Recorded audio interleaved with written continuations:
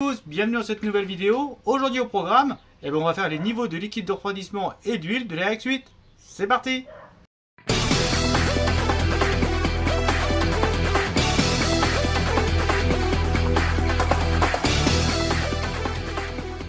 Alors on va se glisser sous le capot de la RX8 parce que vu que je vais au CRD la semaine prochaine, comme je vous ai dit dans la vidéo précédente, je suis en train de faire mes niveaux avant de prendre la route. Et puis en préparant tout ça, je me suis dit tiens, une petite vidéo intéressante sur faire ces niveaux, des petits trucs à savoir. Puisque sur la RX8 c'est pas commun, il y a deux trucs à savoir, notamment sur l'huile et le liquide de refroidissement. Donc c'est ce qu'on va faire tout de suite. Pourquoi c'est important de bien faire ces niveaux et pas les mettre forcément au maxi ou au mini comme on pourrait l'entendre. Donc maintenant on va commencer tout de suite dans le vif du sujet directement avec le liquide de refroidissement. Allez, on y va! Donc on va commencer avec le niveau du liquide de refroidissement. Donc sur la RX8 c'est ici dans ce petit bocal qui est là. Normalement vous avez une petite mise à l'air qui va par terre vers le sol ici directement. Et vous avez que ce bidon là. D'accord. Vous voyez, hop, vous avez que ça. Il n'y a pas d'autre vase. C'est un système un petit peu particulier puisque j'ai ouvert le capot de mon Forester juste derrière. Et vous allez voir comment habituellement c'est fait sur une voiture. Un montage plus courant et d'ailleurs plus efficace. C'est que vous avez votre bouchon haute pression qui est ici. Donc le niveau du radiateur il est plein. Et à côté vous avez le vase d'expansion où le niveau peut varier. Celui-là par contre il n'est jamais en pression. Alors que sur la RX8, en gros, c'est les deux combinés.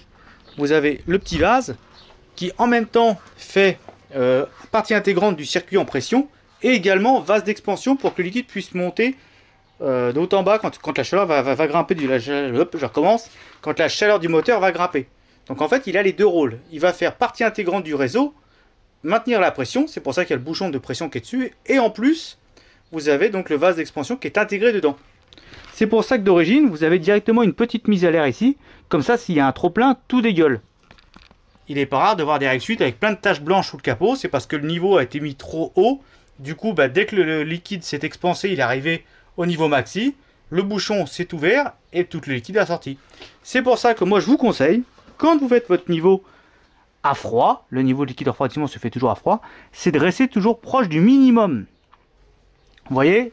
Je vais prendre ma petite lumière comme à l'époque des anciennes vidéos. Parce que je vous fais la vidéo mais j'ai quasiment rien préparé, je vais pas vous mentir. Hop, ma petite lumière, elle est là. Voilà. Vous voyez le niveau là? Je vous conseille à peu près d'être au minimum tout le temps. Voilà. En fait ça va laisser suffisamment de place au liquide de refroidissement pour s'expanser sans arriver à atteindre le point culminant. Et quand le bouchon va s'ouvrir, sinon ça va tout vider par le petit trop-plein que vous avez sur le côté. D'ailleurs, si vous regardez ma voiture, on peut voir que moi, ce que j'ai fait, c'est que j'ai mis une petite durite un peu plus longue avec un petit bidon. Comme ça, au moins, voilà, quand il y en a un petit peu qui sort, il y a un petit fond, là, il y a 3 gouttes. Voilà. Au moins, si jamais ça atteint le niveau, le point maxi, ça dégueule pas partout, ça salope pas toute la baie moteur. Surtout qu'en plus, si vous en mettez trop, des fois, ça expanse tellement que ça arrive à tout jeter par le trou. Et quand ça redescend après, des fois vous vous retrouvez en dessous du minimum. Et là, c'est pas bon non plus. Donc, premier conseil sur le liquide de refroidissement de votre RX8, niveau à faire à froid et vous restez au minimum. Ça sert à rien de monter au maxi. Je vous le dis vraiment. On en voit plein avec plein de taches blanches sous le capot. Pourquoi vous voyez ça? C'est parce que le point est monté, le liquide de refroidissement est monté au niveau maxi. Et quand le bouchon s'est ouvert pour dégazer, tout est sorti par le trop-plein et c'est par terre. À la question de savoir pourquoi Mazda a préféré ce système de refroidissement avec juste le vase qui fait partie intégrante du circuit du refroidissement, j'ai pas la réponse. À titre perso, je pense que c'est surtout dû au problème de place sous le capot de la Mazda. On sait très bien que tout est rentré au chausse-pied là-dedans. On voit bien que d'origine, vous avez la boîte à air, elle est énorme, la batterie à côté qui prend toute la place. Sur les côtés en haut, on a le gros vase de lave-glace, etc. C'est vraiment compliqué, il n'y a pas de place sous le capot.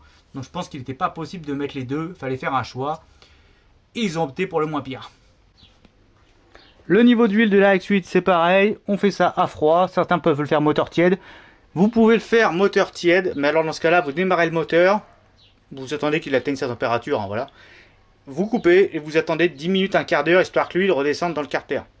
Faites pas ça moteur tournant ou alors moteur chaud complètement et puis à peine éteint on fait le niveau, ça sert à rien. Attendez bien de laisser un petit 10 minutes, un quart d'heure histoire que l'huile redescende dans le carter complètement et avoir un vrai niveau lisible.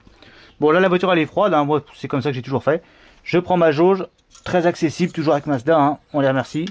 Et donc on va aller à la lumière.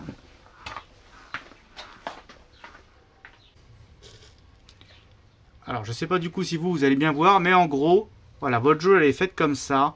Et normalement vous avez 3 petits points. Ouais c'est ça, 3 petits points avant d'arriver au maximum. Je vous conseille de rester quand vous faites votre niveau vraiment au 3e point et pas d'aller au maximum. Surtout pas. Pourquoi? Eh ben, en fait c'est un petit peu comme le problème du liquide de refroidissement. C'est-à-dire que le Renesis c'est un moteur qui est vraiment sensible à ce qu'on appelle le blow-by. En fait, le moteur il est tellement bas dans la voiture que si vous vous glissez en dessous et vous regardez l'épaisseur du carter d'huile, il n'est pas très épais. Le moteur il a été vraiment descendu très bas dans la voiture. Ce qui fait que le carter d'huile il est très mince. Et en fait, quand de la compression moteur arrive à passer dans le carter, alors c'est pas forcément synonyme que votre moteur est HS, hein. Avec les sides qui ont du jeu, etc. sur ce moteur-là, c'est assez courant, même pour un moteur en état, d'avoir du phénomène de blow-by, donc des compressions qui arrivent à passer un petit peu dans le carter. Le problème de ça, c'est que dès que vous arrivez à avoir un petit peu de compression qui va mettre le carter en pression, bah l'huile elle va faire qu'une chose, avoir envie de ressortir par là où elle peut, puisqu'elle est poussée par la pression. Et elle va remonter par l'orniflard et venir saloper toute l'admission, puisque votre orniflard revient directement devant le papillon des gaz. C'est pour ça que dans une vidéo, je vous la mettrai ici ou là-haut, on peut monter un wall catch tank pour éviter ce phénomène. Mais si vous mettez donc votre niveau au maxi, eh bien, à peine vous aurez la moindre fuite de compression dans le carter, votre niveau de huile il sera tellement haut qu'à la moindre poussée, hop, il va arriver à remonter et venir saloper toute l'admission et le moteur. Il va se mettre un peu à tousser et vous aurez un gros panache de fumée blanche derrière le moteur avant qu'il reprenne un petit peu ses aises. Et puis après, il faudra démonter le filtre à air, nettoyer le débitmètre, nettoyer le soufflet, etc. Bref, une vraie galère. Si vous restez, en gros, quand vous faites votre niveau, aux 3/4, que ce soit avec un carter moteur d'origine ou un carter moteur Grady, ou même une R3, vous avez quasiment, voire jamais ce problème-là. En fait, vous pourrez avoir un petit peu de compression qui va passer dans le carter, mais vu que le niveau est légèrement plus bas, mais largement dans les tolérances du carter, eh ben vous avez évité ce phénomène. Votre huile pourra monter un peu sans atteindre directement tout de suite le point culminant et remonter dans l'admission. Donc voilà, je vous incite vraiment à rester au 3e point de votre jauge, pas plus. Hein. Sachez que donc vous avez des petits points et 2 traits. Ben, le trait ici c'est le maxi, le trait en bas c'est le mini, les 3 petits points. Et donc au 3e on s'arrête. C'est le niveau parfait pour votre voiture. On va finir avec les liquides que j'utilise, hein, puisqu'on a fait nos niveaux. Alors moi en liquide de refroidissement, ce que je prends, bah, c'est du Holtz. Voilà, c'est du Holtz vert universel. Franchement c'est un liquide qui coûte pas très cher, qui se trouve partout et qui marche super bien.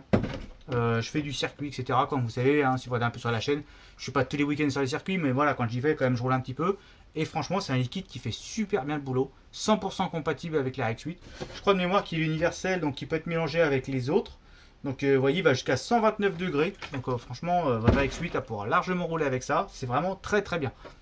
En huile, bah, vous le savez sur la chaîne, hein, moi je mets de l'Idemitsu 10W30. On est pour, on est contre, je ne vais pas relancer le débat sur l'huile. C'est ce que je mets. Moi voilà, franchement cette huile là, bah, je l'adore. Franchement, voilà, elle fonctionne super bien. Pas de dépôt dans les moteurs. Voilà, quand je vous des moteurs que j'ai fait, les paliers sont nickel, la pression d'huile est toujours bien. Bref, une très bonne huile que je peux vous recommander sans souci. Voilà, j'espère que cette vidéo vous a plu. Préparez vos RX8 avant vos sorties d'été. Voilà, comme ça vous pourrez faire vos niveaux comme des pros. C'est simple, vous voyez, il y a juste 2-3 petits trucs à savoir, c'est tout. Rien de compliqué. Merci à tous ceux qui s'abonnent, merci à tous ceux qui mettent un petit pouce, etc. Maintenant, j'ai activé les Super Thanks en bas. Donc, si jamais vous voulez me faire un petit cadeau, bah, allez-y, faites-vous plaisir. Et puis voilà, je vous dis à bientôt pour la prochaine vidéo. Ciao!